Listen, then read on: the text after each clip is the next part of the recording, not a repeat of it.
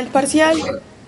Se los estoy calificando, trato de calificarlos este fin de semana para que lo hablemos la otra semana en un momentico de clase, la solución del parcial. Listo. Recuerden que dentro de poco va a estar pendiente la otra consulta, ya está disponible en la plataforma para que entren a revisarla. Si tienen alguna duda con esa consulta me van escribiendo, por favor. Bueno, entonces vamos a retomar un poquito qué habíamos visto en la clase anterior. Eh, Estábamos empezando a hablar, pues hablamos como de los procesos que tiene la señal antes de empezar bien, de los tipos de modulaciones, hablamos de los métodos de acceso al medio y llegamos ya empezamos a hablar como de la parte de redes, miramos ciertos términos que son básicos cuando hablamos de redes, hablamos de la conmutación de circuitos, de la conmutación de paquetes y de los tipos de redes según la cobertura. Si lo recuerdan, dijimos que habían redes PAN, redes LAN, MAN, WAN y GAN. Y llegamos al punto de hablar de la arquitectura de red. Esto ya.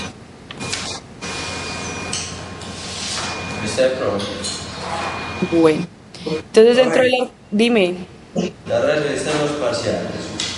Sí, chicos, ya les dije, les acabé de decir que los recibí esta semana, que espero calificarlos este fin de semana, me los entregaron ayer. Y por ahí papá no, o sea, los Espero calificarlos este fin de semana para que los discutamos en clase la próxima semana. Listo, pues. Listo. No, que no estaba, entonces por eso. Bueno, chicos, entonces habíamos hablado o llegamos hasta el punto de arquitectura de red, que básicamente se refiere a un conjunto de capas o interfaces para organizar como el diseño, la operación y el mantenimiento. Entonces, cuando hablamos de una red, básicamente lo que hacemos es como partirla por pedacitos para poder hacer el análisis y poder como profundizar conocimientos en ella. Entonces, para eso se utilizan modelos jerárquicos. Básicamente es como una estructura mental en el cual se define como cuál es la base, qué va encima, y lo bueno de los modelos jerárquicos es que permiten, digamos que separar partes de la red y que yo me concentre en una, pero que yo sepa y que haya un estándar para yo enviarle información al modelo que es superior a mí o al modelo que es inferior a mí, ¿sí?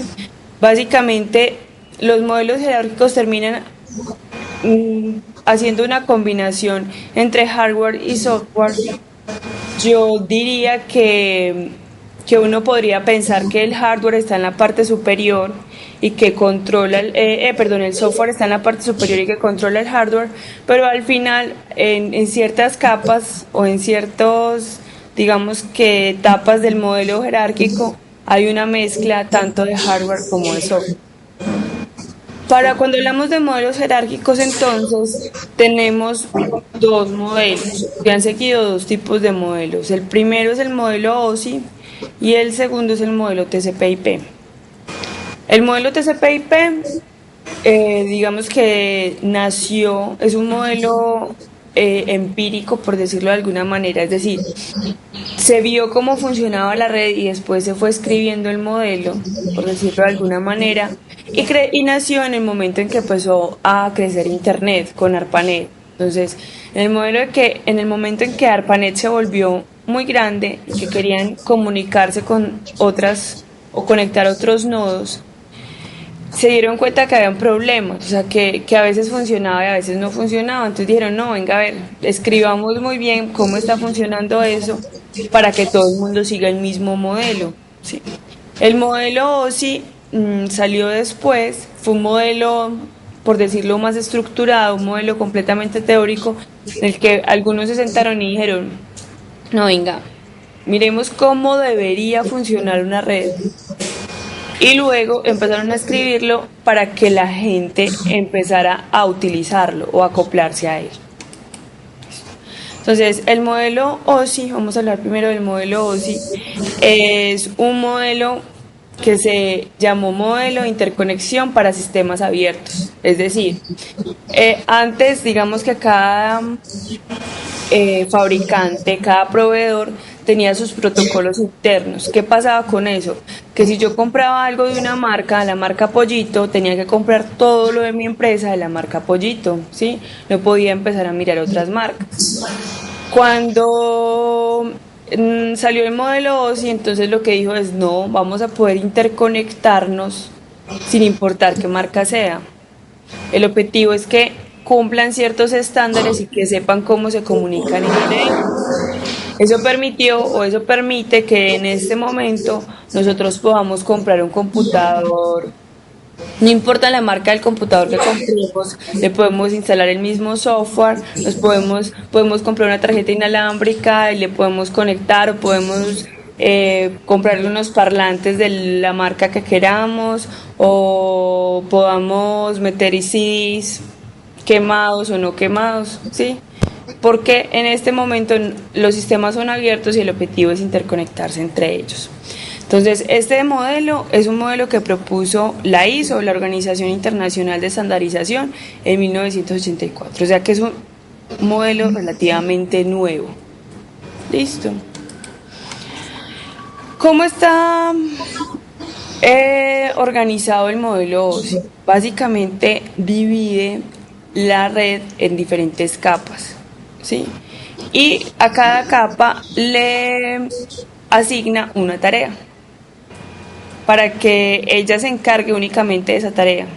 De esa manera, la capa superior no tiene que preocuparse porque ella le entregue o no le entregue, ella se encarga de hacer lo suyo y sabe qué le envía y qué le transfiere. Entonces, como vemos acá en este dibujito, hay una comunicación entre capas con capas adyacentes, es decir, la capa inferior no se puede comunicar con la superior si no pasa por la intermedia, ¿sí? Hay una comunicación entre capas. A esta, digamos que barrera entre capas se le llama interfase. Entonces el modelo OSI está compuesto por 7 capas. Vamos a mirar cada una de las capas. Entonces, básicamente en ese orden, como se ve ahí, está la capa física, luego está la capa de enlace, la capa de red, la capa de transporte, sesión, presentación y aplicación. Cuando entonces yo me quiero comunicar con un host, vamos a mirar cómo sería el procedimiento. Si esas están las capas de red, ¿dónde podría estar el usuario? O sea, el usuario con qué capa se conecta o se comunica. No, señores. Ustedes no hablan, ustedes no le escriben a un cable, ¿cierto? Si usted se sienta en un computador o si está conectado desde su celular, ¿usted con qué capa interactúa? Con una aplicación, ¿cierto? Usted abre un software y empieza a mirar, ya sea que entre a Internet Explorer o a Mozilla y empieza a mirar por su navegador o abre su Messenger desde el celular, ¿sí? Usted interactúa con una aplicación. Entonces, ¿usted dónde está? Usted siempre está acá, conectándose con la aplicación. Listo. En este caso, entonces, si yo estoy acá en el host A y quiero comunicarme con alguien en el host B, entonces yo interactúo con mi capa de aplicación y la capa de aplicación va mandando las señales hasta la capa física, que puede ser cualquiera de los medios físicos que vimos, ya sea inalámbrico o cableado, y por ese medio se comunica con la capa física del otro host y vuelve otra vez el proceso hacia arriba hasta que llega allá. Como lo ven, es algo muy, muy estructurado. Listo. Vamos a ver entonces que las capas, como les dije ahorita, se van a comunicar en la siguiente manera. Se van a comunicar con la capa superior porque van a entregar o recibir información de la capa superior. Se van a comunicar con la capa inferior de la misma manera, ¿sí? Y se van a comunicar con la capa especialmente igual en el otro host. ¿A qué me refiero? Vamos a hablar de un proceso Por ejemplo, de mandar un mensaje. Yo, o sea, como siempre es un proceso de comunicación. Listo. Yo creo que Mayerly está por ahí, ya conoce como el ejemplo, pero es un ejemplo bastante representativo. Entonces, por ahí está Julián. No, no está. Ah, ¿dónde está Julián? Ok. Entonces vamos a suponer que Julián está viviendo en Sri Lanka, en India. Listo. Y es el gerente de una empresa grandísima. Y yo necesito hacer negocios con Julián. Listo. Pero resulta que... ¿Qué idioma hablarán en India? Que no sea inglés. No sé. Y Julián habla una lengua que está allá. Obviamente yo no sé ni inglés ni sé la lengua de Julián. Y Julián tampoco sabe inglés. Listo. Pero entonces necesitamos hacer negocios. Entonces yo le voy a mandar una carta a Julián. Listo. Pues como yo no sé inglés, yo sé español, yo le digo a mi traductor que va a ser, no sé, Orladis. Orladis está por ahí. Entonces Orladis es mi traductora. Entonces resulta que Orladis pues sabe algunos idiomas, pero tampoco sabe el de Julián. Pero ella seguro, seguro sabe inglés. Entonces decidió escribir la carta en inglés. Entonces yo le escribí mi carta. Querido señor Julián, vamos a hacer negocio, ¿cierto? Y Oladi se sentó, hizo la carta, pues miró la carta y la tradujo al inglés. Ahora Oladis tiene que mandársela a Julián. Listo. Entonces Oladis llega y dice, no, yo la voy a mandar con la secretaria de la empresa. O el secretario, a ver, ¿a quién ponemos de secretario? Hernando está por ahí. Ernesto. Hernando. No, pero Ernesto no, Hernando. Sí. Listo, entonces Hernando va a ser nuestro secretario. Entonces, Hernando no sabe inglés. Él recibe la carta en inglés, pero tampoco sabe inglés, ¿sí? Pero él sabe el número de fax del señor Julián. Entonces él llega, coge la carta, mira que esté en el formato de la empresa, con el loguito de la empresa, la imprime y la manda por fax. Listo, al otro lado, pues igual está el secretario de Julián. Julián, ¿quién va a ser tu secretario? ¿Quién? Felipe. Listo, entonces Felipe recibe la carta y se da cuenta que está en inglés. Y dice, ¿cómo le paso esto a don Julián? Si Julián no sabe inglés. No, primero hay que pasársela al traductor. ¿Cierto? Entonces Julián busca un traductor. ¿Cuál es tu traductor? Julián. El otro Julián. El otro Julián. Listo, entonces Felipe le lleva la carta a Julián, que Julián sabe inglés, no sabía español, sabe inglés, y se la traduce a don Julián para que don Julián mire a ver cómo es que va a hacer negocios. Entonces, ahí cada uno tiene una función, si lo ven. Ni el traductor ni la secretaria saben qué le estoy diciendo yo a Julián, solamente Julián va a entender lo que yo le estoy diciendo. Yo le estoy diciendo que vamos a hacer una transacción, cuál es la mercancía, cuánto le pago, dónde le pago, cómo le hago la transferencia, ¿sí? Cómo hacemos, yo le estoy preguntando cómo él me hace el envío, por ejemplo, cómo me va a mandar la mercancía. Ni Julián, ni Orladis, ni Felipe, ni Hernán saben cómo hacer eso, solamente sabemos Julián y yo. Listo. Pero eso sí es muy sencillo. Felipe y Orladis se entienden perfecto porque los dos hablan inglés. Sí, ellos no saben si ese es el número de fax, si lo que yo le estoy diciendo es verdad, si sí le puedo pagar, no. Ellos simplemente saben cómo traducir eso al inglés o cómo traducirlo del inglés al idioma en el que habla Julián y simplemente hacen eso. Ellos se encargan de que tenga buena ortografía, se encargan de que esté bien redactado, que tenga la puntuación perfecta, ¿sí? No más. No les interesa qué lleva la información. De hecho, para ellos podría decirle una oración o podría contarle una historia de mi vida y ellos no les va a interesar si yo les estoy hablando, si yo les estoy hablando de negocios o les estoy echando un chiste, ¿sí? Simplemente ellos hacen la traducción. Igual a los secretarios, a Felipe y a Ernesto. Ay, a ellos no les interesa qué estamos diciendo, o si eso está bien traducido del inglés, o si tiene un perfecto inglés. No les interesa eso, porque ellos son los secretarios. Perdona, Julián y a... Sí, ellos son los secretarios. Entonces, ¿qué se encargan? De que tenga el formato, de asegurarse que llegue el fax. O sea, ellos mandan el fax y que se asegura que les llegue aquí la confirmación. Eso es lo único que ellos se encargan. De que esté bien hecha la dirección, que esté bien escrito el nombre del señor al que va, que esté bien escrito el nombre del señor del que viene. Entonces, mire que cada uno tiene una función dentro de esa comunicación. Sin embargo, hay una sola comunicación. Yo quiero hablar con Julián y le estoy mandando una información.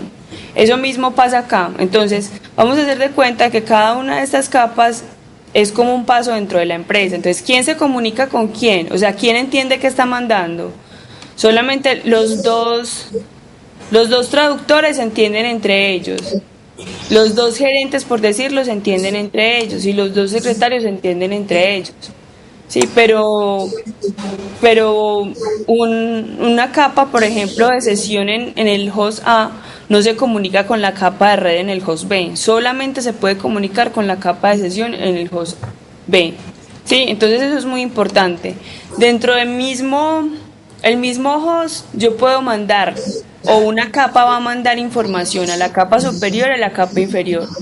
Con el host con el que yo me quiero comunicar, entonces voy a mandar información de modo que solo aquel que está en el mismo puesto mío va a entender lo que yo estoy mandando, ¿sí? Entonces, igual al ejemplo, solo el traductor entendía que le había mandado el otro traductor, ¿sí? Solo el señor que estaba haciendo negocios entendía que estaba diciéndole yo del negocio. Sí, el traductor no sabe si tenemos la mercancía disponible, cuánto cuesta, cómo me la puede mandar, no. Él solo sabe hacer su trabajo de traducción y entiende lo que le mandó el otro host. Si él me fuera a responder igual, supongo que el señor Julián, don Julián, escribiría una carta y el traductor la pondría en inglés y la mandaría acá para que Orladis la entienda. Sí, eso es muy importante. ¿Qué quiere decir eso? Básicamente que casi que cada capa encripta la información. Si pone información que solo la otra capa al otro lado va a poder entender. ¿Alguna duda hasta ahí? No. Ok. Listo. ¿Por qué sucede eso? ¿Por qué podemos decir que solamente hay una capa, la otra capa entiende lo que se está mandando? Básicamente porque cada capa coloca algo que se llaman encabezados al comienzo. Entonces, aquí tenemos unos datos de usuario en la parte superior. Recuerden que ese es el que se comunica con el usuario. Usted, cliente, está sentado acá. Entonces usted tiene unos datos. Esos datos pueden ser una información de correo electrónico, pueden ser dar un clic si estás navegando, ¿sí? Puede ser meter unas palabras de búsqueda si estás buscando información, puede ser descargar, o sea, información de un archivo que estés descargando, sí, va a depender de lo que estés haciendo. Puede ser mandar un mensaje por el Messenger, ¿sí? Listo. Entonces, cada capa, como se muestra acá, aquí la capa de aplicación le pone un encabezado al comienzo, ¿sí? La capa de presentación, entonces, para la capa de presentación, este bloquecito más clarito con este bloque más oscuro, para ella todo eso es información. Ella no sabe qué va ahí, porque eso de alguna manera, por decirlo, lo encriptó la capa de aplicación. Para él eso, todo eso son datos. Entonces él le pone otro encabezado, ¿sí? Y así cada una de las capas le va poniendo un encabezado. Por último, la capa de enlace lo que hace es que le coloca un encabezado y le coloca un control de trama al final. Sí, enseguida vamos a mirarlo por qué lo hace, porque cada una de las capas tiene una función diferente, pero él coloca un encabezado y coloca un control de trama al final. Y por último, la capa de enlace traduce todo eso, la capa de física traduce todo esto en bits y lo que hace es enviar bits, ¿sí? Habíamos dicho que nosotros enviábamos bits por cualquiera de los medios. ¿Alguna duda hasta ahí? No, ok. Vamos a hablar entonces de cada una de las capas. Entonces, básicamente, vamos a empezar por la capa física. La capa física entonces va a definir es cómo es el proceso para mandar esos bits. ¿Listo? ¿Qué quiere decir? Que dentro de la capa física vamos a encontrar los medios de transmisión que ya revisamos. El espectro electromagnético está dentro de la capa física, la fibra óptica, los cables, todos esos están dentro de la capa física. Pero no solamente eso, sino los dispositivos que me conectan esos medios. Entonces ustedes me dirán en un medio inalámbrico que conecta los medios, las antenas por ejemplo, ¿sí? Para yo poder transmitir en un medio inalámbrico necesito antenas y las antenas están dentro de la capa física. Toda la especificación, por ejemplo, de la forma de las antenas, las especificaciones de los tipos de cables, de cómo van construidos, de cómo son los conectores, ¿sí? De los tipos de señales que van mandando por ahí, de la potencia que se manda por ahí, de los tiempos, las velocidades, cómo se distribuyen esos, digamos que los cables o esos tipos de medios, cómo se instalan, todo eso está dentro de la capa física. Entonces, es una capa bastante importante, porque se encarga básicamente de establecer el medio de comunicación, ¿sí?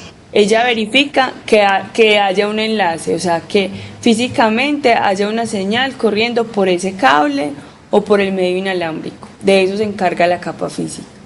Simplemente que haya señal ahí y que esté transmitiendo. Entonces, cuando hablamos de capa física, entonces hay que hablar de un nivel de señal, de un nivel de ruido. ¿Se acuerdan que habíamos hablado del ruido en algún momento? Y lo que asegura la capa física es que haya un nivel de señal lo suficientemente bueno para que el ruido no se interponga. Si hablamos en sistemas digitales, entonces ¿se acuerdan del BER? ¿Sí? De la tasa de error de bit, que para algunos medios era mucho mejor, y entonces hablábamos de 1 por 10 a la menos 10, de 1 por 10 a la menos 12, ¿sí? La capa física se encarga de que ese BER sea lo suficientemente pequeño para que no haya muchos errores en la transmisión, pero no analiza los datos, ¿sí? Ahí no hay ningún análisis de datos. La capa física no sabe qué estamos mandando, simplemente se encarga de que la señal esté llegando bien. La capa de enlace entonces está encima de la capa física. La capa de enlace es bastante importante porque esta sí hace un direccionamiento físico de los datos. Sí, y regula, digamos que la velocidad a la que se transmite. ¿A qué me refiero? Recuerden que habíamos hablado que habían conexiones físicas y conexiones lógicas. ¿Se acuerdan que lo vimos la vez pasada? Yo les decía que si iban a mandar un mensaje, habían algunos que tenían una conexión física con otros, ¿sí? Porque había un canal. Básicamente podríamos establecer un canal estirando la mano. Podíamos coger la mano de nuestro compañero y pasarle un papelito, por decirlo de alguna manera, ¿sí? A eso se le llama una conexión física. Y que yo les decía que habían conexiones lógicas, es decir, hay gente que no estaba al lado de ustedes, pero que estaba en el mismo salón, y que si ustedes se lo mandaban a un compañero, a través de conexiones físicas con otros compañeros, podían establecer una conexión lógica, o sea, podían mandarle la información a la otra persona a pesar de que no esté al lado de su mano. ¿Sí? ¿Sí lo recuerdan? Bueno, la capa de enlace se encarga entonces de definir cuál es la ruta física. ¿Sí? Entonces, por ejemplo, el señor Don Julián tiene al lado mucha gente, 4 personas tiene ahí cerquita. Entonces él podría, dependiendo con quién se quiera comunicar, mandar o tener una conexión física con cualquiera de esos que está ahí. Sí, estirar la mano y pasarle algo. Básicamente a eso se refiere cuando hablamos del direccionamiento físico del dispositivo. ¿Sí? Cada dispositivo, cualquier dispositivo que esté conectado a una red, su celular, su impresora si es una impresora de red, su computador portátil, su computador de escritorio, mejor dicho, cualquier dispositivo que esté conectado a la red va a tener una dirección física, ¿sí? Y se reconoce o es con la que trabaja la capa de enlace. A esa dirección física se le llama dirección MAC, ¿sí? Y es única para cada uno de los dispositivos. Es decir, mejor dicho, la tarjeta de red de su equipo tiene una dirección física completamente diferente a cualquier tarjeta de red de cualquier equipo en el mundo. Es única. ¿Listo? Entonces, basado en esa dirección MAC, es que la capa de enlace define por dónde va la red, por dónde va el paquete dentro de la red o la información dentro de la red. Adicionalmente a eso, ella hace un control de errores. Entonces, ¿se acuerdan que que habíamos visto en una diapositiva que ella coloca un frame, un pedacito de trama al final, ¿sí? Que se llama EFCS. Entonces, ese frame, ese pedacito le ayuda a verificar errores. Él verifica paridad, es decir, cuántos ceros o cuántos unos tiene su paquete, y en esos bits que está al final coloca el número de ceros y de unos, y así cuando llega al host B, el host B mira eso y verifica que la trama esté bien, haya llegado bien, ¿cierto? Entonces por eso puede saber si hay errores o no. Adicionalmente, hace una regulación del tráfico. No sé si alguna vez a ustedes les ha pasado que haya una persona que habla demasiado rápido, tan rápido que ustedes no alcanzan como a cogerle todo lo que dice, ¿sí? Y también les ha pasado que hay personas que hablan muy lento, pero muy lento. Y usted dice, por Dios, ¿cuándo se va a acabar esto? Que termine de decirme lo que tiene que decir. ¿Listo? Entonces, lo que trata esta capa es de que no hable ni tan rápido ni tan lento como para que se caiga el enlace o como para que se dañe la información, sino que los dos se sincronicen y hablen a la misma velocidad. Básicamente a eso se refiere eso. Entonces, la capa de enlace se va a dividir en dos subcapas. La capa MAC, que es la capa de control de acceso al medio, que como les dije, es la que tiene una tarjeta físicamente, una dirección física para cada uno de los dispositivos y se encarga de verificar cómo hago uso del medio de transmisión, o sea, de esa capa física. Y la capa de control de acceso de enlace lógico, que básicamente es la que sincroniza las tramas y hace el control de flujo que les hablé. Entonces, interiormente la capa de enlace tiene dos subcapas. ¿Listo? ¿Alguna duda? Ok. Después de eso, entonces, hablamos de la capa de red. En la capa de red también tenemos otra dirección. Es una dirección lógica. No es la misma dirección MAC. Es una dirección lógica. De hecho, no necesariamente cada que yo me conecto a la red tengo la misma dirección. Podría tenerla, pero no necesariamente. Por ejemplo, si yo llevo mi portátil y me conecto en la red de la universidad, yo tengo la misma dirección MAC, porque la dirección MAC está en el hardware de mi portátil. Pero si me conecto a la red de la universidad, voy a tener una dirección lógica diferente. Normalmente nosotros trabajamos con el protocolo IP. Ese es el protocolo que se trabaja en esta capa. Entonces, lo que normalmente tenemos ahí es una dirección IP. Entonces, yo tengo la dirección IP en la red de la universidad diferente. Tengo una que me da la universidad en el momento en que yo me conecto. Listo. Después resulta que me fui, me fui para Palleras, acá en Medellín, y me entré a un cafecito y decidí que por la tarde voy a trabajar en ese cafecito porque qué pereza de volverme para la universidad. Entonces voy, pido un café, prendo mi portátil y allá hay una conexión a internet, Wi-Fi. Listo. Voy a tener la misma dirección MAC, pero tengo una dirección IP diferente. ¿Por qué? Porque la dirección IP la va a dar la red del café en el que estoy. Listo. Trabajo por la tarde, después me voy para mi casa y se me olvidó mandar un correo, entonces vuelvo y prendo mi portátil. Nuevamente tengo la misma dirección MAC porque está en el hardware de mi equipo, pero como ya estoy en mi casa y estoy en el Wi-Fi de mi casa, me conecto y tengo una dirección IP completamente diferente. Entonces, la dirección IP es una dirección lógica que asigna la red en la que estás conectado y en ese caso se hace el enrutamiento pensando en esa dirección, no en la dirección MAC. Es decir, por ejemplo, Julián le va a mandar, no sé, un mensaje a cualquiera de los que esté ahí cerquita. No, pongamos a alguien que esté lejos.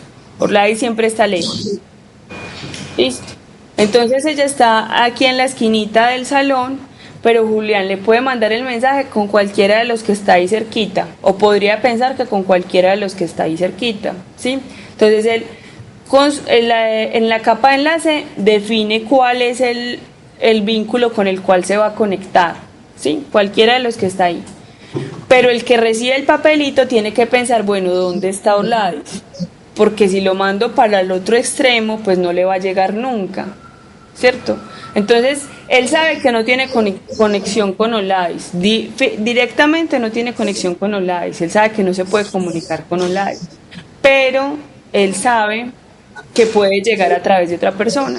Entonces, en la capa de enlace MAC, la capa de enlace con la dirección MAC se encarga de las conexiones físicas, pero la capa de red realmente lo que hace es mirar lógicamente si se puede llegar hasta ese punto o no. Sí, de esa manera usted, por ejemplo, puede mandarle un email a alguien que esté, no sé, en Tokio. Sí, usted no tiene una conexión física desde acá hasta Tokio. A lo sumo tiene una conexión física desde su casa hasta el proveedor de internet. Pero hay un protocolo de la capa de red que dice, no, es que yo lo puedo comunicar. Yo tengo contactos, yo tengo comunicaciones y yo lo puedo comunicar hasta el proveedor de servicio de la persona a la que usted le va a mandar el correo en Tokio, y cuando él se conecta a internet le puede llegar su correo electrónico. Sí, básicamente entonces ahí sale una palabra que ya la habíamos mirado antes que se llama enrutamiento, ¿sí? Y unos equipos que se llaman enrutadores. Básicamente ellos son los que se encargan de verificar y evaluar cuál es la ruta más óptima para ir de un punto al otro, a pesar de que no haya una conexión física, ¿sí? ¿Alguna duda? Ok. Es como les decía, ellos se encargan de la parte, siguen haciendo control de flujo, es decir, ellos miran cómo está congestionado el canal, ellos miran el enrutamiento y se encargan de la interconexión lógica de las redes, ¿sí? Porque normalmente, como no hay una conexión física, o sea, yo no pongo un canal solamente para hablar con una persona, sino que utilizo el mismo canal que pueden utilizar otros. Entonces, ¿qué pasa?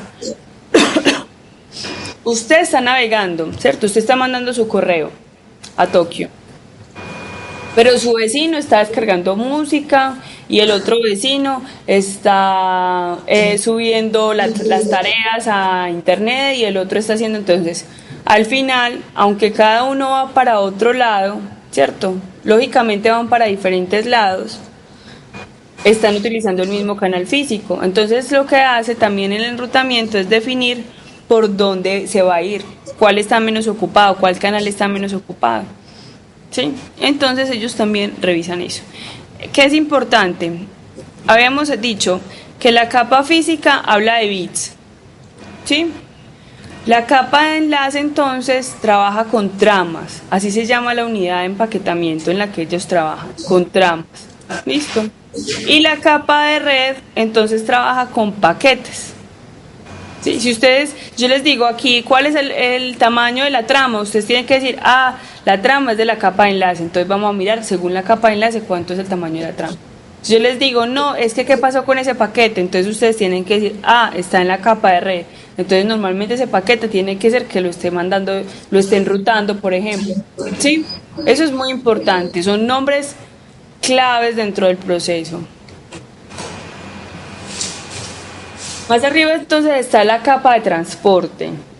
La capa de transporte básicamente trata de hacer que la comunicación esté libre de error. Entonces, ella organiza los datos en segmentos, que es muy importante, es un proceso bastante importante, porque la información, es decir, usted puede tener, por decir, usted manda un correo electrónico y a ese correo electrónico adicionalmente le subió una foto, ¿sí? Entonces eso es una cantidad muy grande de información. Lo que hace la capa de transporte es decir, venga, usted se me va a ir en un paquetico que me va a despachar enseguida en la capa de red, ¿cierto? La capa de red trago paquetes, entonces ya lo que dice es que reparte cada uno, esa información tan grande la reparte en segmentos, ¿sí? Y a cada segmento lo etiqueta, usted es el segmento 1, el segmento 2, el segmento 3, el segmento 4, y después se los va pasando a la capa de red, ya ella los coge, los mete dentro de sus paquetes y los manda.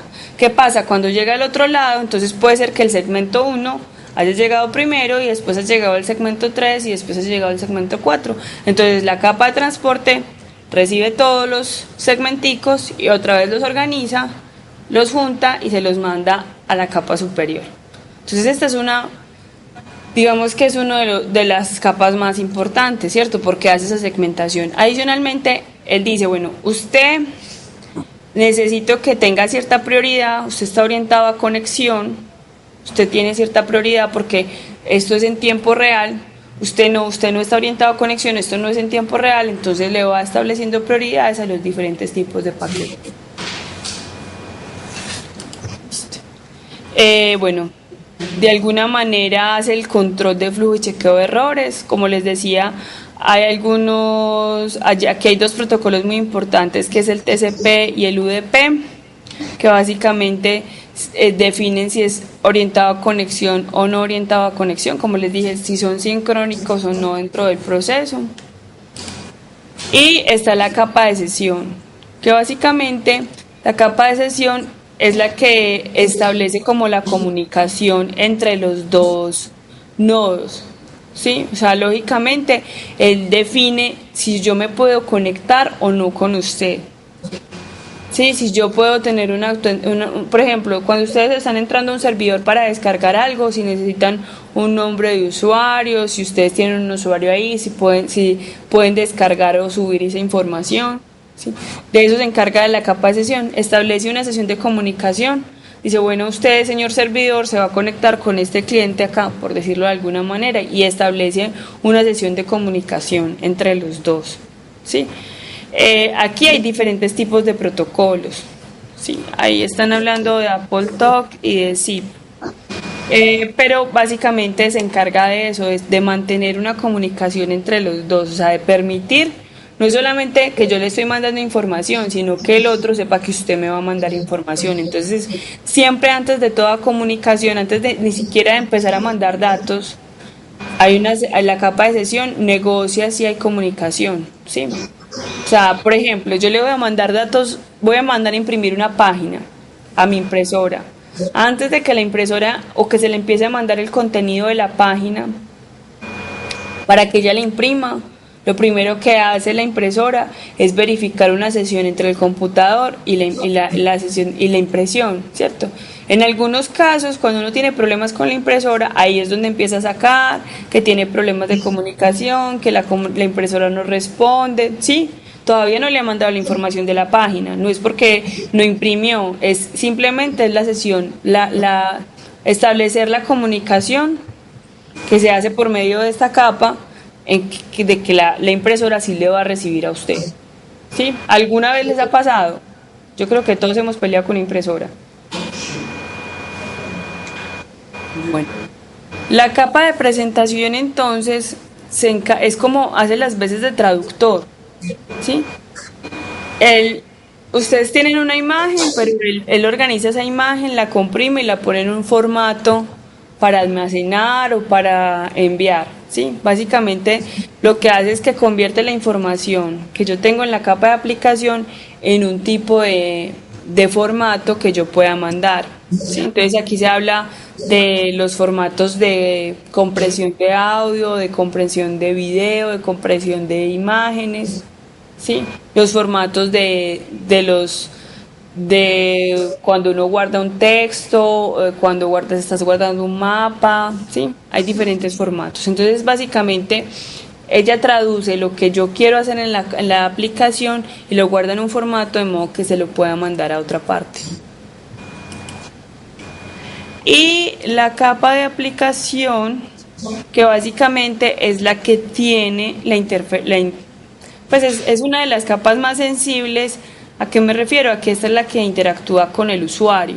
Entonces tiene que ser una capa muy clara, que le dé una sensación al usuario de que sí está interactuando, por ejemplo, y en el que él pueda manejarse muy bien. Entonces por eso uno a veces prefiere unos software con respecto a otro, porque uno dice, ay no, este es más fácil de manejar, o este lo entiendo, o este tiene más cosas. Entonces es una de los, digamos, de las capas más importantes, porque tienen es como el que se encarga de la atención al usuario, ¿sí? Básicamente es el que recibe la información, hace la sincronización general de la transmisión, identifica qué recursos se necesitan, ¿sí? Qué tipo de información es y qué recursos va a requerir de toda la red, ¿sí? No es lo mismo mandar video, hacer esta videoconferencia, a que si yo les mandara un correo electrónico. Esto, la capa de aplicación se encarga de verificar qué tipo de comunicación es la que tenemos y de verificar qué recursos va a necesitar de toda la red. Pues como les dije, están los diferentes formatos que ahorita los miramos. Entonces, de las capas de sesión, presentación y aplicación, vamos a hablar de datos. ¿Listo? En la capa de transporte vamos a hablar de segmento. Como vemos acá, él parte los segmentos, él parte los datos en diferentes segmentos para después enviarlo. En la capa de red entonces hablamos de paquetes, en la capa de enlace tramas y por último hablamos de bits. ¿Alguna duda hasta ahí?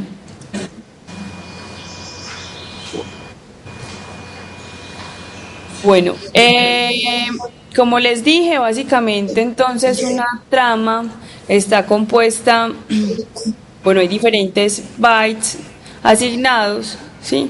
Esta es una trama, o el dibujito que hay es de una trama Ethernet, que es la tecnología que más utilizamos en la capa de enlace, se llama Ethernet. Y básicamente entonces está la primera parte o los primeros cubitos que se ven ahí, que se refieren al header o encabezamiento, y la última parte, que es el que hace el chequeo al final del paquete. Nuestros datos, que aquí se reconocen como payload, o sea, esa es la carga que tiene, estos son los datos. ¿Qué tiene normalmente una trama o qué información tiene la trama en el encabezado? Listo. Acá tiene un preámbulo de sincronización. Esta es la primera, los primeros bits, que son 8 bytes, son de sincronización, para guardar la sincronización. Luego vienen las direcciones fuente y destino, ¿sí? Así como cuando usted manda una carta o manda un sobre, usted tiene que escribirle para dónde va y quién y de dónde viene el remitente. ¿Listo? Igualmente pasa con las tramas y con los paquetes. Ellos dicen acá primero la dirección fuente, para eso tiene 6 bits, 6 bytes, y la dirección destino, para eso tiene otros 6 bytes. ¿Listo? Y así, básicamente, ese paquete luego pasa a la dirección, deja de ser trama y pasa a la capa de red, y en la capa de red pues igual hay otro tipo de header, pues, o de encabezado. Básicamente el encabezado de la capa de red también tiene direcciones. Recuerden que la capa de red trabaja con las direcciones IP. Entonces igualmente va a tener la dirección IP destino y la dirección IP fuente para poder hacer el enrutamiento dentro de las capas. Listo. Bueno, como les dije, de acá para arriba hablamos de datos en la capa de aplicación, en la capa de presentación, en la capa de sesión. Hablamos de datos o de datagramas, ¿sí? Ahí no hay ningún tipo especial, ¿sí? Y el segmento está entonces relacionado con la capa de transporte. De esa manera trabaja entonces la ¿Perdón? No te entendí. Ok. Entonces, básicamente así trabaja OSI por medio de capas. ¿Sí? Tiene 7 capas. Vamos a ver que el modelo TCP/IP se diferencia un poquito, pero cuando uno lo mira en su totalidad, tiene una descripción muy parecida a lo que hace el modelo OSI. Sin embargo, no es equivalente, no es exactamente equivalente. El modelo TCP/IP se divide, como les dije yo, fue fundado o que nació con ARPANET, es un poquito más nuevo, 10 años más nuevo que el modelo OSI, pero es un modelo más, como les dije yo, empírico, ¿sí? Es decir, ellos empiezan a mirar cómo funcionan y empiezan a escribir, es que esto funciona de esta manera para que todos lo hagan de la misma manera, ¿sí?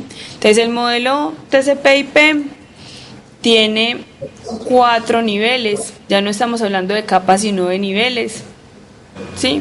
Estos niveles, como les dije, no corresponden exactamente con con las capas OSI, pero uno podría decir más o menos, que la capa de acceso a la red que está de este lado va a más o menos parecerse a la capa 1, a la capa 1 y a la capa 2, es decir, a la capa física y a la capa de enlace.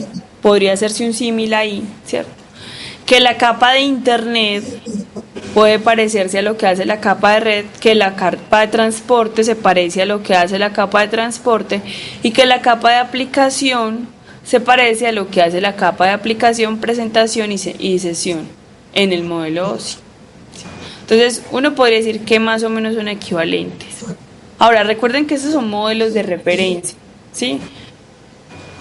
Podríamos decir que se utiliza muchísimo para las primeras capas o las capas de red, pues como las capas que se encargan de los datos, se utiliza muchísimo el modelo OSI, o sea, esta separación así en física, enlace, red y transporte se utiliza muchísimo, o sea, básicamente para la primera parte se utiliza mucho el modelo OSI. Pero cuando hablamos de aplicaciones, cuando hablamos de correo electrónico, de acceso FTP, de aplicaciones para P2P, para descargas de archivos, ya se utiliza más el modelo TCP/IP, porque normalmente no hay un software que se encargue solo de la sesión o un software que se encargue solo de la presentación o algo que se encargue solo de la aplicación, sino que realmente cuando yo cuando yo compro una aplicación hace lo que hacen estas 3 capas. Entonces, cuando hablamos de las capas superiores o de los protocolos, normalmente hablamos del modelo TCP/IP o utilizamos el modelo TCP/IP. Recuerden que son modelos de referencia, ¿sí? Lo importante es que los utilicemos. No quiere decir que nos tenemos que casar con alguno de los dos. Les estoy diciendo cuáles se utilizan más o menos dependiendo de lo que estemos haciendo. ¿Listo? Entonces aquí pues hay algunos de los protocolos que se utilizan en el modelo TCP/IP para la parte de aplicación. Entonces, algunos de estos ya los conocen. Telnet, ¿sí? FTP, que son para acceso a servidores, SMTP, POP y IMAP, estos son para correo electrónico, DNS y HTTP sirven para la parte de navegación.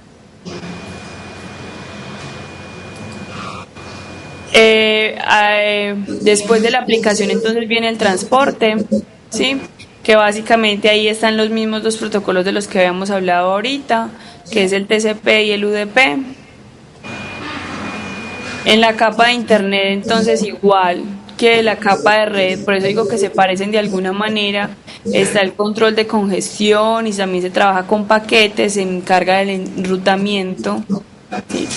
Y la capa de acceso a la red, que es la que tiene básicamente las interfaces con la capa física, pues con la parte física que se encarga de la tarjeta de red, del sistema operativo de red, de los dispositivos. Como les dije, ¿en qué se parecen entonces esos dos modelos? En que describen la misma, hay una arquitectura jerárquica, ¿sí?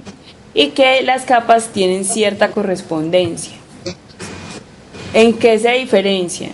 Entonces esto es muy importante porque usted, basado en eso, puede decir, ah, no, yo me estoy basando en este modelo o me estoy basando en el otro modelo. Entonces, por ejemplo, en que OSI es mucho más específico en qué es un servicio, qué es una interfaz y qué es un protocolo. Recuerden que es un modelo teórico, entonces como es un modelo teórico, se redactó y se organizó muy bien para que fuera muy específico, ¿sí? De esa manera, OSI le genera mayor modularidad e independencia a cada uno de los protocolos, ¿sí? Pero TCP/IP, como les dije, es más una descripción de cómo funcionan.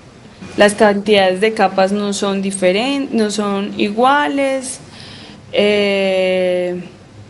están como básicamente en que se diferencian la capa de red y de transporte de cada una de las dos.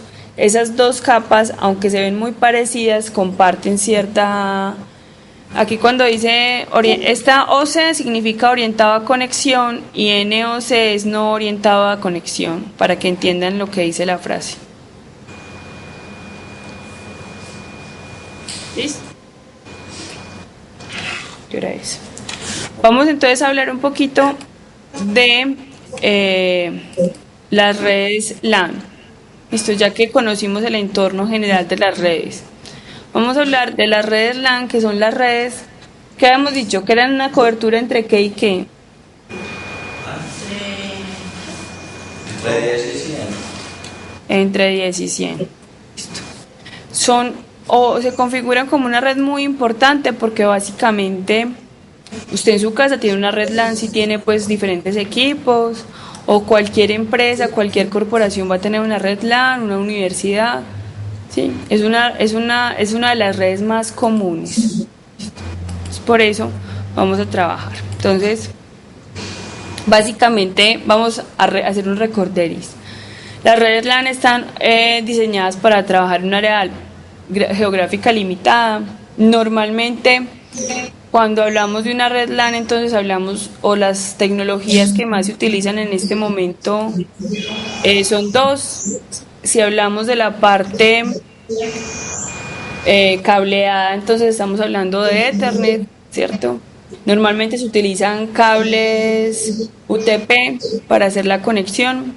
Y si hablamos de una tecnología inalámbrica, entonces la ganadora ahí es Wi-Fi, ¿sí?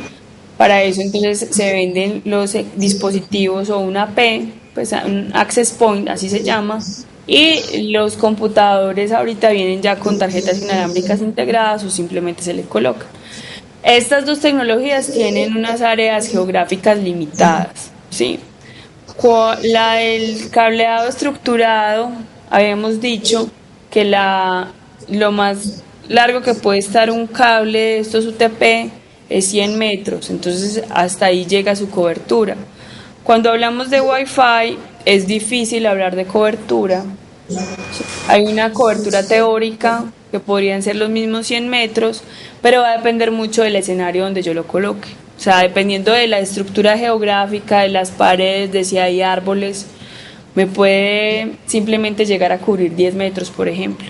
Entonces va a depender un poquito de eso. Digamos que cuando hablamos entonces de este tipo de redes estamos hablando de medios con un ancho de banda alto. Podemos hablar de 10, 100 megabits por segundo. Sí, más o menos en ese rango está. Inclusive ahorita estamos subiendo a gigas. Y el objetivo es ofrecer servicios locales, es decir, una red LAN sin conexión a internet, solamente la red LAN, ¿sí? No vamos a pensar que es que nos vamos a conectar a internet, sino yo solo voy a establecer una red LAN en una corporación. ¿Para qué me puede servir establecer una red LAN? Dicen que ustedes tienen una oficina, no se van a conectar a internet, pero van a poner una red al interior de su oficina. ¿Para qué? ¿Para qué les puede servir?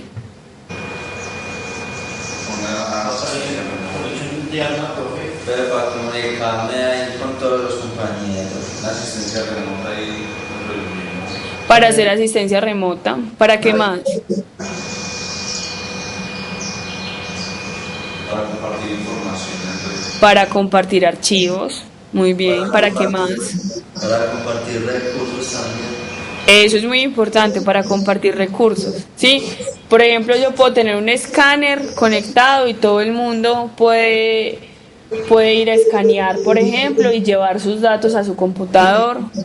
O yo podría tener una impresora, ¿cierto? Y no tengo que cada computador tenga una impresora conectada, sino que tengo una impresora de red y todo el mundo puede ir a imprimir a esa, o sea, mandar a imprimir trabajos a esa impresora, ¿sí?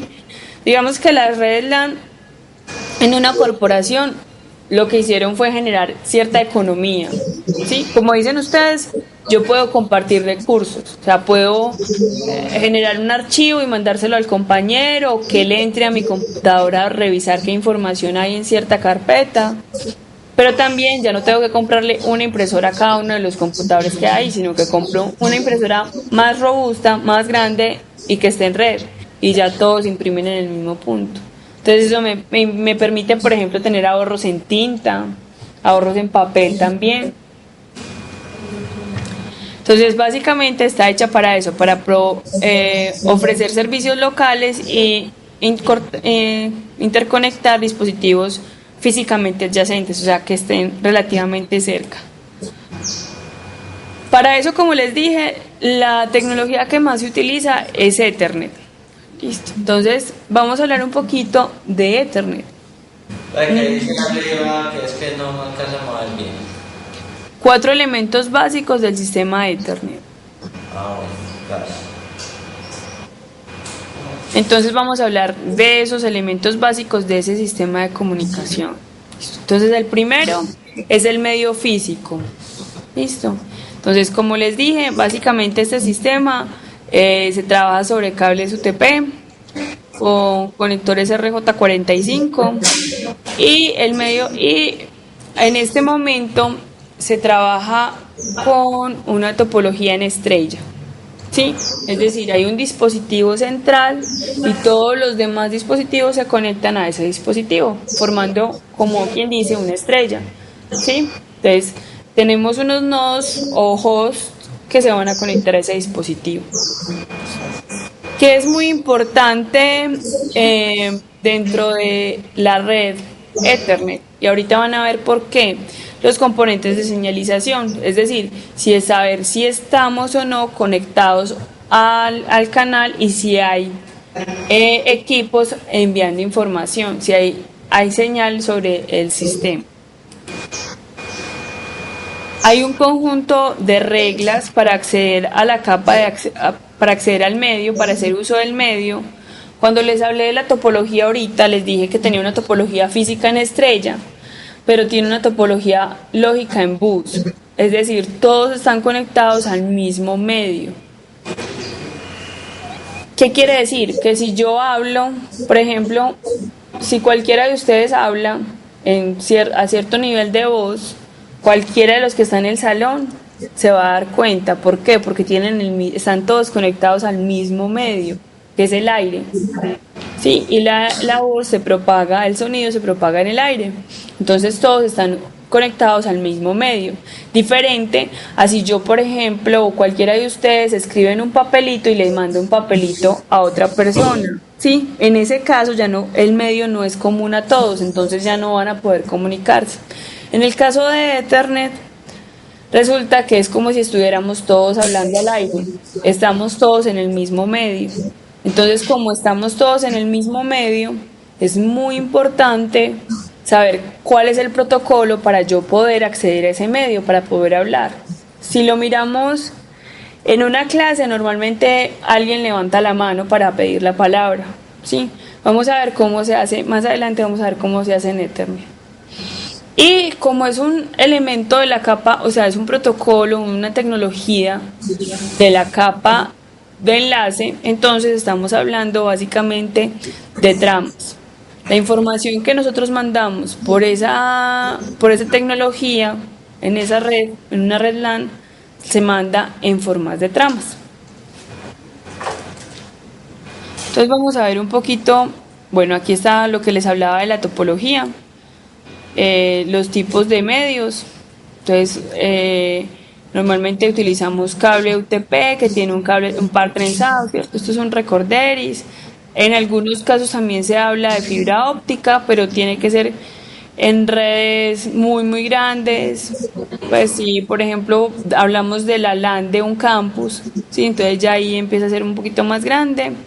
Y también hay medios inalámbricos. ¿Listo? Vamos a recordar un poquito, a hablar un poquito de las topologías. Entonces aquí está la topología tipo bus, que es la que yo les decía.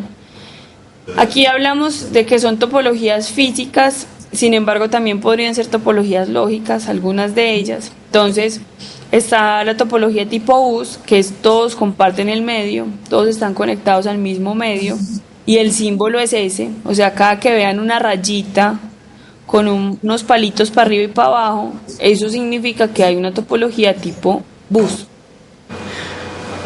Listo. La topología entonces tipo medio, tipo anillo, se caracteriza porque cada nodo está únicamente conectado con dos nodos, ¿sí? O sea, cada puntico de esos azules está conectado con otros dos únicamente, ¿sí? Este tipo de topología se utiliza muchísimo en redes de fibra. Mucho.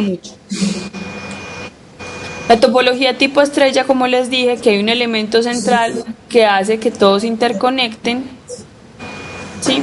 Aquí hay una estrella extendida que, por ejemplo, lo que hace es que estos nodos tienen más, hay un nodo central y hay unos nodos como más importantes al interior y ya va a como unos nodos al exterior. Básicamente es como una estrella repartida o extendida, como dice ahí.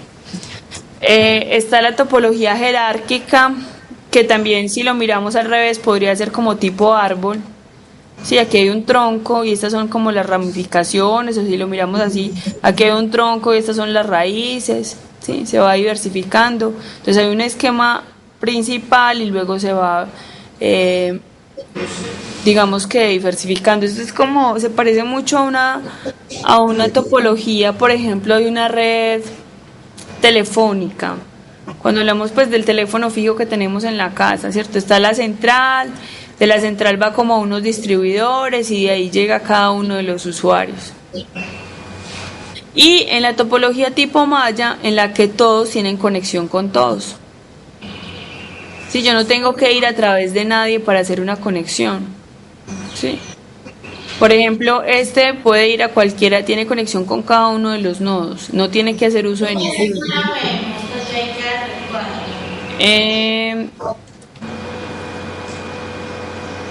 A ver, yo miro si así sí la ven.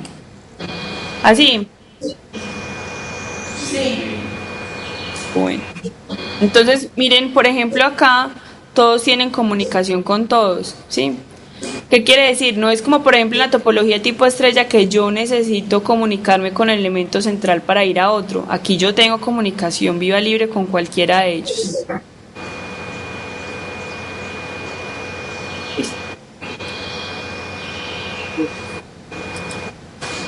Vamos a hablar entonces un poquito de cómo funciona. Entonces, como dijimos, Ethernet físicamente se conecta como una estrella, pero lógicamente se conecta como un bus. Listo. Entonces, ¿qué quiere decir que se conecta como un bus? Que no hay un control central, ¿sí? Cada uno opera automáticamente, independientemente.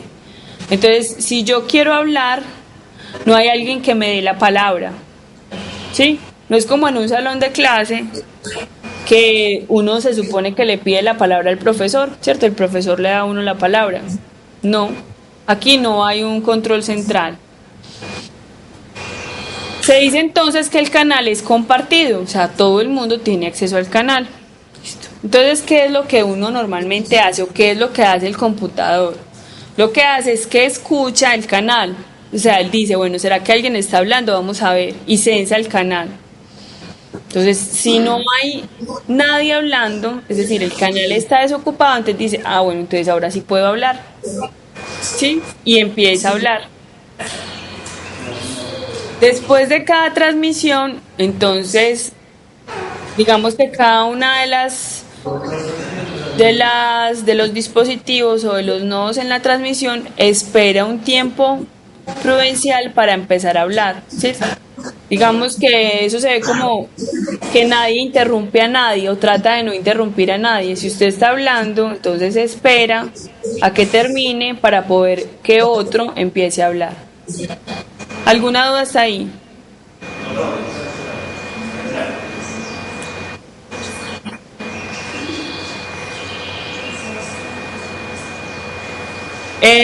Bueno, ¿quién se encarga entonces del control de acceso? Básicamente la tarjeta de red que está ahí. El protocolo que se utiliza para el control de acceso entonces es CSMACD, que es acceso al medio, aquí dice acceso múltiple por detección de portadora con detección de colisión. Es decir, a veces se presentan colisiones. ¿Qué quiere decir eso? Que a veces yo censo, o sea, vamos a suponer como en este caso, el problema es que todavía no, desde aquí no les reconozco las caras. ¿Sí? Yo estoy hablando. De pronto dejo de hablar y se escucha un silencio absoluto, ¿sí? Pero volvemos a hablar, o sea, como yo vi que nadie estaba hablando, entonces comienzo a hablar y resulta que en ese mismo momento alguno de ustedes empieza a hablar. Eso quiere decir que hay una colisión, están hablando dos al mismo tiempo y no deberíamos empezar a hacer así. Entonces a eso se le llama colisión. Y básicamente este protocolo se especializó en detectar colisiones. Eh, bueno, aquí hacen el símis con un cuarto oscuro, ¿cierto? Vamos a suponer que todos estamos, que las luces están apagadas y que nosotros sabemos que estamos todos conectados, pero que no sabemos si están, pues no nos vemos ni siquiera dónde estamos sentados. Chicos, si quieren terminamos la clase ya y les toca a ustedes porque están muy conversadores.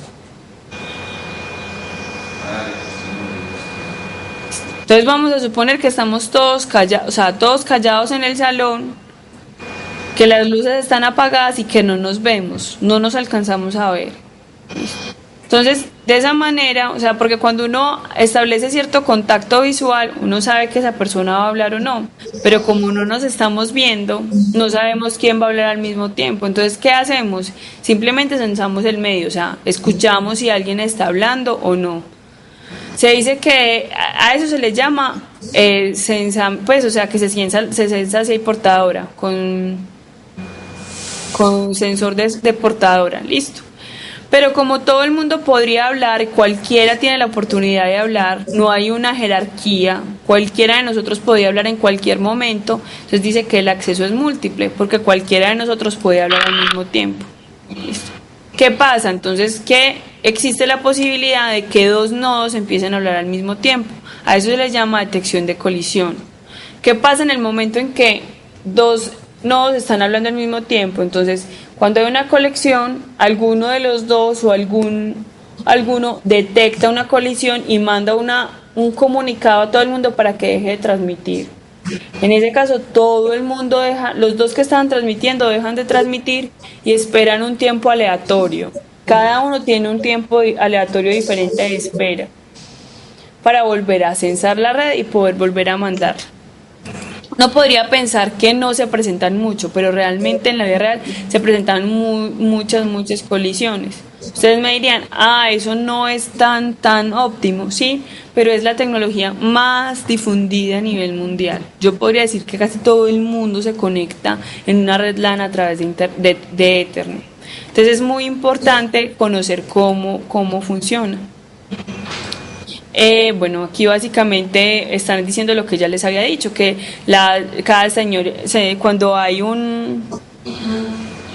una colisión, cada uno espera para volver a empezar a transmitir, que lo que se hace es que define si hay un canal o si hay alguien transmitiendo, que hay unos tiempos de espera, aquí están configurados cuáles son los tiempos de espera, y esos tiempos de espera van a depender de las velocidades de transmisión que estamos trabajando. Entonces es de 9.6 microsegundos si hablamos de 10 megabits por segundo, o de 960 nanosegundos si hablamos de 100 megabits por segundo. O sea, va a depender de la tasa de transmisión, el tiempo de espera. Bueno, como les dije, entonces ninguna de las tasas de los nodos tiene prioridad. Todo el mundo está disponible para hablar, y también hay que entender que no es que simplemente yo hablo y ya los demás escuchan, sino que hay un tiempo de transmisión acerca del cable, pues sobre el cable, sobre el medio, hay un tiempo de transmisión. Entonces es por esos tiempos de transmisión, que no se dan cuenta si los dos están hablando al mismo tiempo y se generan las colisiones. ¿Sí? Aquí es muy fácil, o en el salón oscuro en el que estaríamos todos, sería muy fácil porque, claro, la velocidad del sonido es relativamente rápida, entonces ahí mismo, si yo sé que otra persona empezó a hablar, entonces pido disculpas y me quedo callada y le digo a la otra persona que hable, ¿sí? En este caso, hay un tiempo en el cual él se demora en transmitir, entonces por eso se demora un ratico en saber si hay colisión o no. Pero básicamente eso es lo que hacen, se escuchan y lo que hacen es que mandan una orden de no mandar más información para que no se generen más colisiones. ¿Qué pasa con eso? Que básicamente yo lo que tengo es que volver a retransmitir la información. O sea, si se presentó una colisión, se debe volver a mandar ese paquete. Bueno.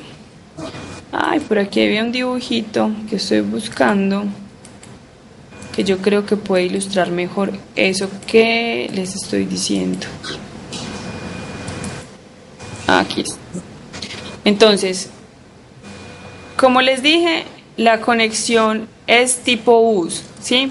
Entonces vamos a mirar acá, el nodo A se va a comunicar. Si él está hablando, todos, absolutamente todos, escuchan lo que está diciendo, así no sea para ellos, ¿sí? Tanto el nodo B como el C como el D van a escuchar lo que él está diciendo. Entonces, igual, acuérdense que él está trabajando sobre el modelo OSI, entonces se sale viaja desde la capa de aplicación hasta por la de presentación, sesión, ¿sí? Hasta que llega a la capa física para poder mandar los datos. Listo. ¿Qué pasa? Que por ejemplo el protocolo, el nodo A se va a comunicar es con el nodo D. Entonces, el nodo D, ¿cierto? Este último que está acá, recibe la información y la sube hasta el proceso de aplicación. ¿Listo?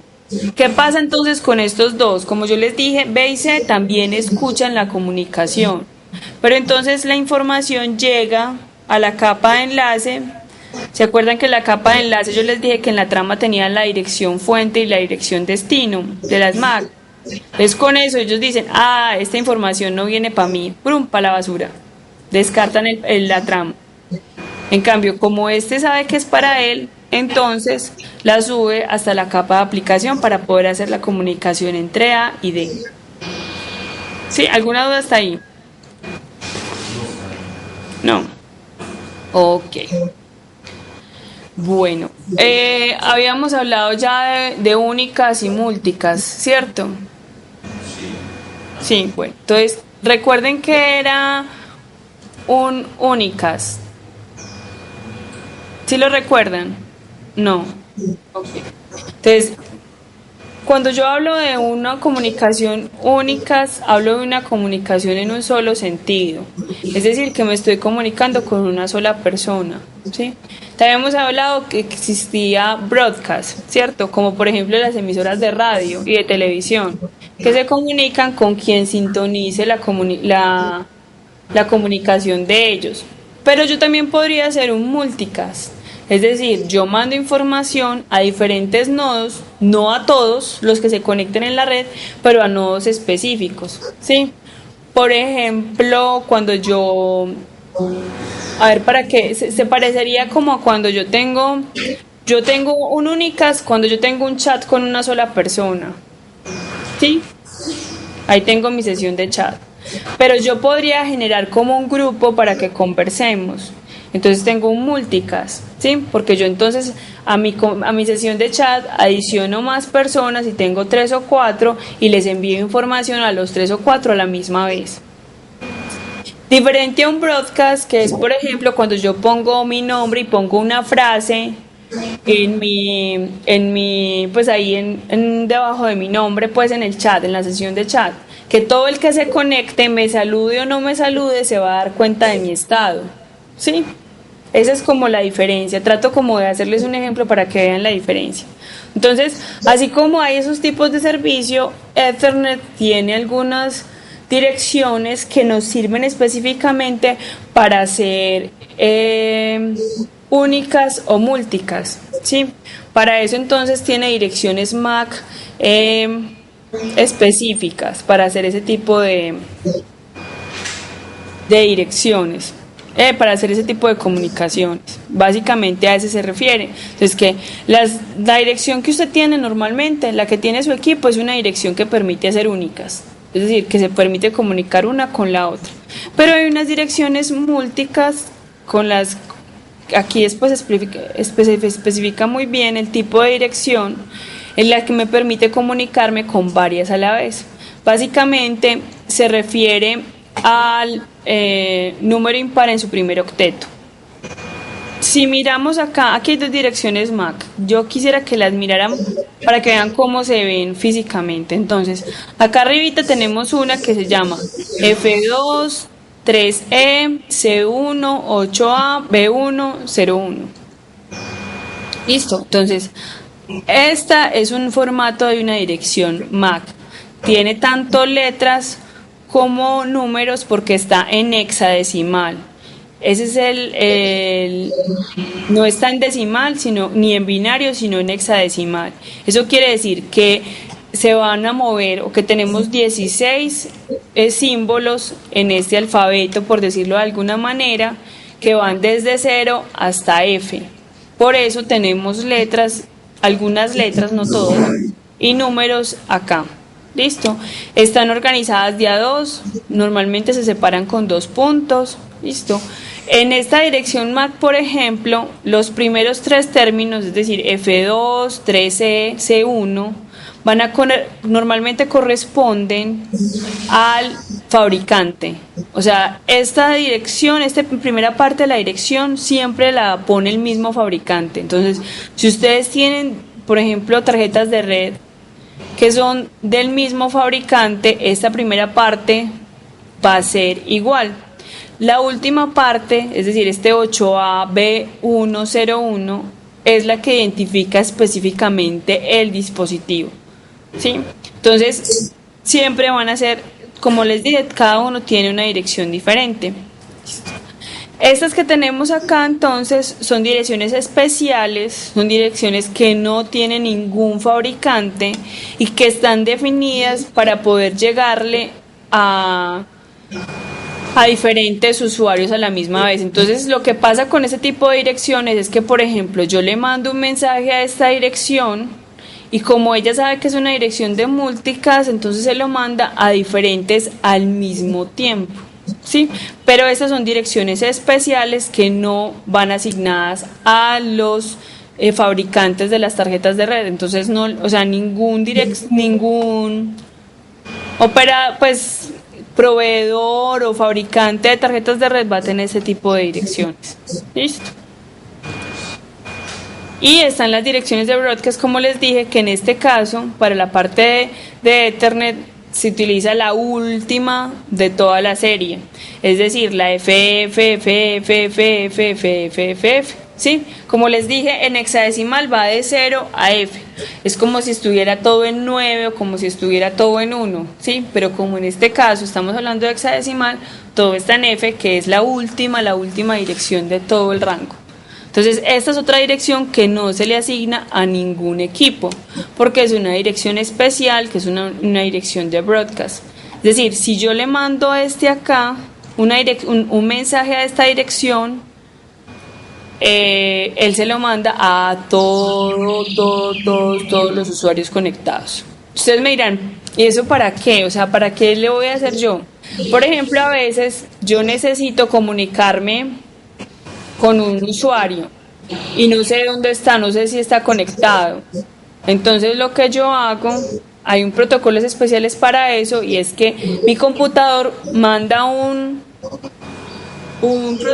ARP o un ping preguntando quién es. O sea, él manda un mensajito a la dirección de broadcast que le llegue a todo el mundo a ver si ese usuario está conectado a la red. Entonces, son direcciones especiales, pero son direcciones muy importantes. Hay algunos protocolos que están basados en ellos y me permiten, por ejemplo, establecer conexión con usuarios que yo no conozco, o que no había utilizado antes, o que de pronto en la mitad de la conexión se me cayó. Entonces, para verificar si hay conexión o no, para eso me sirven este tipo de direcciones.